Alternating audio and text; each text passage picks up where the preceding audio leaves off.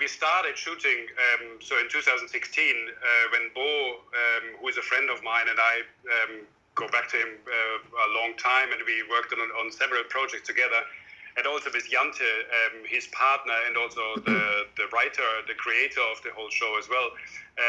So we have a close relationship. So they told me that that's what's going to happen. That they had this show intended to have 3 seasons, only 3 seasons, and they knew what's coming. So that it's different from exactly what you're saying, Lost, because they didn't want to continue until it gets more and more absurd. So they have the backbone and the back structure of the whole thing is already in place. Diese Stadt ist krank. Und wir alle sind ein Teil davon. As a cinematographer, you have to make sure that each timeline has this continuity visually. And was that hard for you? Was that tricky for you? That certainly has been challenging.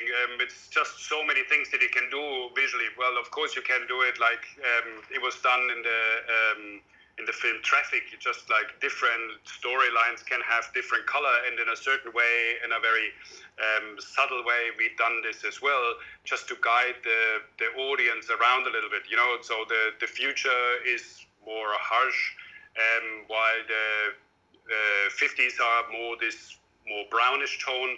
Now in the second season is also the 20s that I have a little bit of kind of like crazy vignettes and all crazy stuff visually done. Mikkel! Tief. Vergangenheit. Tief. Und Zukunft. We wanted to actually, guide the audience through it, so that it's actually easier. The story itself is complicated enough, so give them a little bit the hand to be drawn through the story. But yes, it definitely is a challenge to always keep on track where you are and what you are. Not so much the times, because this is in this time and this is in that time, but overall to keep the story together. Yeah. To have it so that it's not falling apart. So even if you have the different eras and the different times, so that it still at the end looks like one product and not like many singular products. Yeah, so colors are like a compass for the audience. That's the thing. Right. Before you always only saw this on these casting sheets, the casting pictures, and you think like, well, yeah, maybe could work, maybe not so much, or look at this, the chin line is not the same, or the nose looks different. But once they've been in front of the camera, standing next to one another, turning and twisting and maybe doing similar things, you suddenly have the feeling that, this could actually be one person in just different times. So I think so as well. And so does the whole crew when we being together and talking about it. We're all very amazed of how this is. I don't know actually how it is for the actors. I never ask whether they really believe it, but once you see it and see the different storylines, and then you have these split screens where you see them next to one another, I think they look fantastic. Yeah. It's really, really well done, the casting. Es gibt eine Möglichkeit, das alles zu stoppen, wenn ich den Anfang stoppe. Die Frage ist nur, wann ist der Anfang? When it comes to nuclear power plant catastrophe or whatever, the first thing that comes to mind is Chernobyl.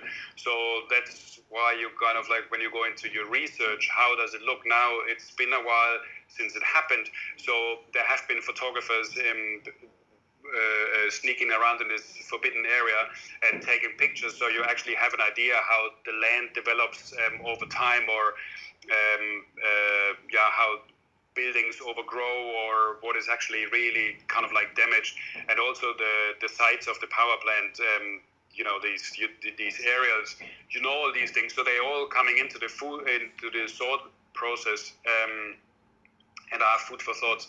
I guess you just can't deny that there is influences from these things. But then there is also, we grew up also with kind of like these catastrophe feature films. So there's a lot of filmmakers before us that actually created some form of understanding for us, at least, what we expect an apocalypse to be. For the second season, we looked at the work of Tarkovsky, especially again to see how the world looked in his films, how he created certain uncomfortable, eerie feelings for the audience. So there was certainly an influence for it. Und nun alarmiert ein weiterer Vermisstenfall die Bürger der Stadt. Keine Spur, nichts. Als hätte er sich in Luft aufgelöst. It is outside of Berlin, yes, and there are people actually going through the forest, but I'm not sure whether they really find it or so. You're keeping this as a secret, the place? Well, there might be some secrets that be revealed at the end of the show, so I don't want to give too much away, or where locations are, or whether they really exist or not, or so. Alles ist genauso wie vor 33 Jahren. Alles wiederholt sich.